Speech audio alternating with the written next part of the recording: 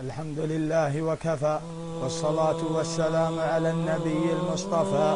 أما بعد، أحبتي، شاهدت مقطع الصلاة وجلست أفكر ووجدت فعلا الحل هي الصلاة، والله كفيل يسبب لنا الأسباب، أسباب الرزق بالصلاة، والحرية لا بد أن ننالها بالصلاة. الصلاة هي النور والسرور، الصلاة هي الفرح ودواء الجروح، الصلاة هي العز بالدنيا والآخرة. الصلاة كان يفزع لها محمد عليه الصلاة والسلام حينما يشتد عليه هم، وكان يقول: أرحنا بها يا بلال. يا من يوم أن قل المصلين تسلط علينا أعداء الدين، تريد أن تكون واثقا من نفسك، تريد أن تكون قريبا من ربك، عليك بالصلاة. وقل كما قال نبيك: أرحنا بها يا بلال.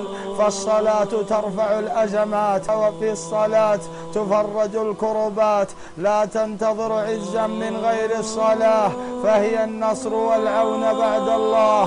فإن الصلاة نور وهدى، فهي الصلة بين العبد وربه، وهي الركيزة للدين، وهي الأنس في الوحشة، وهي الأنيس في الوحدة. فيا من ضاقت عليه الدنيا افزع إلى الصلاة، فوالله وبالله وتالله لن تجد غيرها ليوسع عليك ما قد ضاق منها. وأنت أيها المهموم ويا مغتم، افزع إلى الصلاة، فإن العبد أقرب ما يكون إلى الله وهو ساجد، وإلى كل مظلوم. أتريد النصر والعزة والتمكين؟ من غير الله سيؤيدك بجنود من عنده، ومن غير الله سيأخذ لك بحقك، ومن سينصرك ويحميك ويؤازرك غير الله. أفلا تريد حقك من ظالميك؟ افزع إلى الصلاة. الصلاة كانت آخر وصايا نبينا بها عليه الصلاة والسلام. الصلاة وما ملكت أيمانكم، هذه وصيته، آخر وصية أوصانا بها. فالله بالصلاة، وربما سبب ذنب وترك صلاة هو السبب الذي جعلنا نتأخر ونتخبط يمنة ويسرة. فافزعوا إلى الصلاة، الصلاة وما ملكت أيمانكم.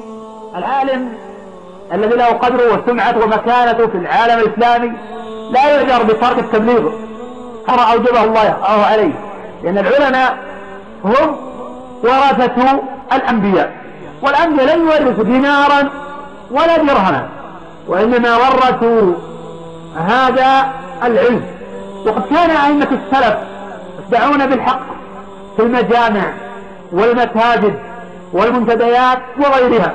وقد جاء في سنن الدارمي بسند صحيح من طريق الأوزاعي قال: حدثني أبو كثير قال: حدثني أبي قال: أتيت أبا ذر وهو جالس عند الجمرة الوسطى، وقد اجتمع الناس يستفتون، فأتى رجل فوقف عليه ثم قال: لم تنهى عن الفتيا؟ فرفع رأسه إليه فقال: أرقيب أنت علي؟ لو وضعتم السلطانة على هذا، وأشار إلى قفاه، ثم ظننت أني أنفذ كلمة سمعتها من رسول الله صلى الله عليه وسلم قبل أن تجيب علي لأنفذتها. وعلق البخاري في صحيح بصيغة الجزم. ولم يكن أحد من أئمة السلف يجد أدنى حرج من الأمر بالمعروف والنهي عن المنكر والفتوى بما يعلم أنه الحق، وما كانوا يقبعون في بيوتهم ينتظرون الإذن الرسمي في قول كلمة الحق والإنكار على أهل الباطل.